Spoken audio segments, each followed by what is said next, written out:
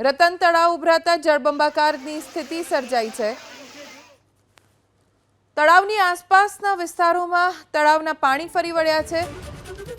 ઘરની અંદર પણ ઘૂંટણ સુધીના પાણી ભરાઈ ગયા છે અને આ દ્રશ્યો આપ જોઈ શકો છો કે જ્યાં પાણીનો તેજ પ્રવાહ પસાર થઈ રહ્યો છે।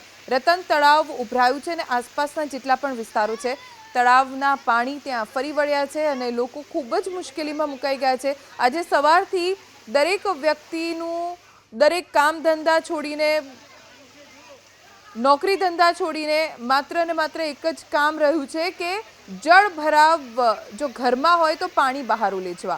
આવી સ્થિતિમાં ઘણા લોકો ફસાઈ ગયા છે। જળ કર્ફ્યુની સ્થિતિ વચ્ચે રહેવા માટે લોકો મજબૂર બની ગયા છે। ભરૂચની અનેક સોસાયટી પાણીમાં ગરકાવ થઈ ગઈ છે।